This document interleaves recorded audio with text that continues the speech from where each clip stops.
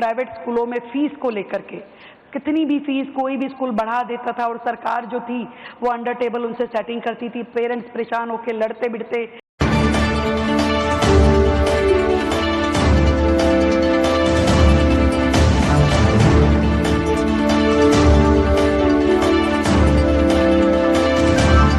आपने इनके बारे में बात की, हेल्थ के बारे में बात की, शिक्षा के क्षेत्र में आपने क्या क्या तय किया है? एजुकेशन फॉर एवरीबडी, इसके बारे में आपने क्या सोचा? कल आपके स्टाफ में, आपके लोगों में मुझे बात कर रहे थे, तो मैं आपसे सुनना चाहूँगा कि शिक्षा जो है वो बहुत इम्पोर्टेंट है, एजुकेशन राइट फॉर एवरीबडी।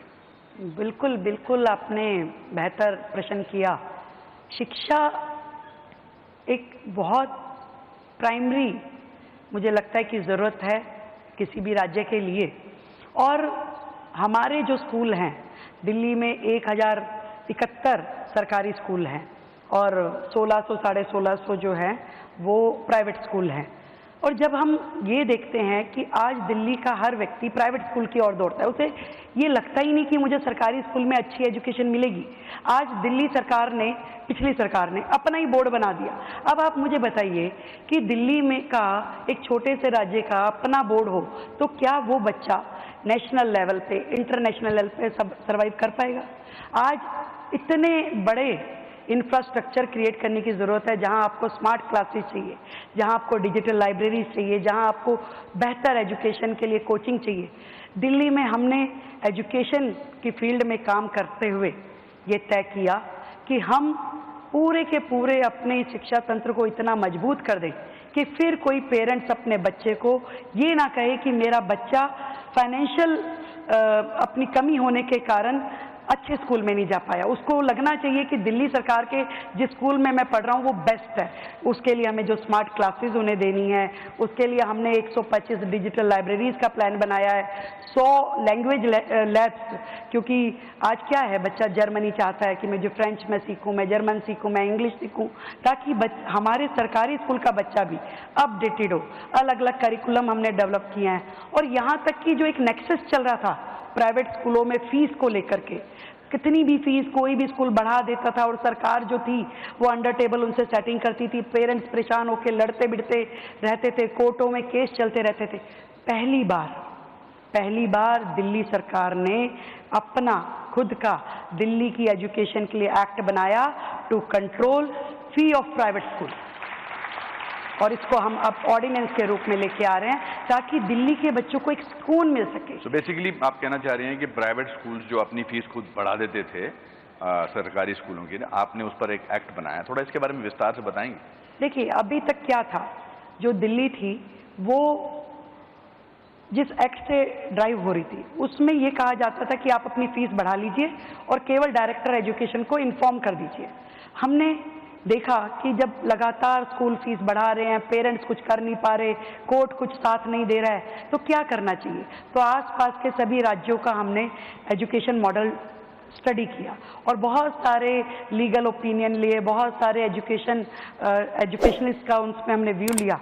तो अपना दिल्ली का एक एजुकेशन फी एक्ट हमने बनाया, जिसमें हमने इस तरीके का पूरा प्रोसीजर बताया कि यदि कोई भी स्कूल अपने लिए फीस बढ़ाने की दिशा में जाना चाहता है तो उसे ये प्रोसीजर इस्तेमाल करना पड़ेगा, जिसमें हमने पेरेंट्स को, जिसमें हमने टीचर्स को, जिसमें हमने मैनेजमेंट को, सबको पार्टिसिपेट करवाया। अब यदि आप बढ़ाना चाहते हो तो डिस्कस कीजिए पेरेंट्स के साथ, उनकी रजामंदी लीजिए। तो ये पहली बार हुआ है दिल्ली में, इससे पहले कभी नहीं था। और इस तरीके से दिल्ली के बच्चे बेहतर एजुकेशन पा सके। आज कितने सारे एग्जाम हैं, आप नीट देना पड़ता है, आपको जेई देना पड़ता है, इवन कॉलेज में जाने के लिए आपको सीयूईटी देना पड़ता है। आज बच्चों को इतनी महंगी असिस्टेंस कैसे मिलेगी, उनको कोचिंग कहाँ से मिलेगी। हमने अपना पूरा एक सिस्टम बनाया, अपनी योजना हम लेकर के आए हैं, जिसमें हम अपने सभी बच्चों को स्कॉलरशिप के माध्यम से इन सारे कॉम्पिटिटिव एग्जाम की तैयारी कराएंगे ताकि वो बेहतरीन कॉलेजेस में जा सके, बेहतरीन यूनिवर्सिटी को ज्वाइन कर सकें और अपना भविष्य जो है वो और सुंदर बना सके। बस ये 100 दिन में आपके सब एस्टीम्ड मिनिस्टर्स फ्रंट रो में बैठे हैं, ये 100 दिन में आपने कब तय किया कि ये हमें बदलना है और ये बदलने की आपने फिर उसकी प्रक्रिया भी शुरू की, बिकॉज चेंज नीड्स टाइम। तो आप एक हडल हुए कि अब भी ये सब इम्पोर्टेंट चीज़ें हैं, बिकॉज आप बहुत अच्छा आपके आंकड़े सब याद हैं, that means you are prepared. Otherwise भी मैंने आपके 1-2 इंटरव्यूज़ देखे हैं। तो ये पहले आप लोग बैठे मिनिस्टर्स के साथ और फिर आपने किया और उसके फिर एकदम आपने उस पर अमल करना शुरू कर दिया।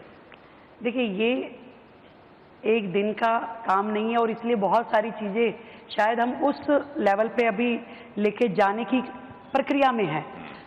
हमारे 100 दिन हुए हैं। 100 दिन कोई इतना बड़ा कार्यकाल नहीं होता कि हम कहेंगे हमने झंडे गाड़ दिए। नो, हमने जिस दिशा में जाना है, अपने लक्ष्य तय किए, उस लक्ष्य के लिए स्टेप बाय स्टेप हमने क्या प्रोसीजर लेना है।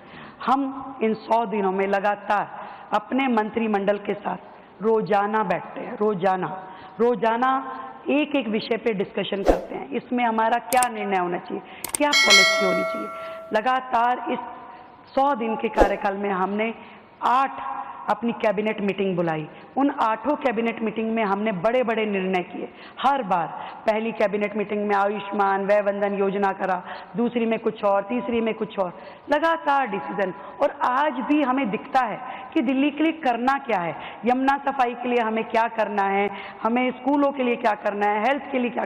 तो लगातार उन निर्णयों को हम लेते हैं, पॉलिसी बनाते हैं, मंथन करते हैं, ऑफिसर्स के साथ बैठते हैं। और देखिए कितनी अच्छी बात है, जो ऑफिसर उनके कार्यकाल में डरे हुए, सकुचे हुए, ये सोचते थे कि भाई मुख्यमंत्री के कमरे में चले गए तो न जाने पकड़ ही ना ले, तो अब कम से कम एक सौहार्दपूर्ण एटमॉस्फेयर जिसमें वो अपनी राय देते हैं, हम अपनी बात कहते हैं और मिल करके दिल्ली कैसे बेहतर हो सकती है उसके लिए काम करते हैं।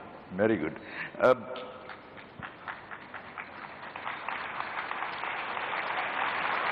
ये मैंने इनको इशारा कहा कि जब मुख्यमंत्री या मैं कोई अच्छी बात करूं और मैं अपना सर खुजाऊं तो मतलब तालियां मारनी है। नहीं, तालियों की, देखिए एक्टर जो है, नेता और अभिनेता बिना तालियों के आगे नहीं बढ़ सकते हैं, बिकॉज बहुत मेहनत करते हैं। बुरे एक्टर के लिए कभी ताली नहीं बजती है, अच्छे एक्टर के लिए ताली बजती है, बिकॉज बहुत मेहनत करते हैं।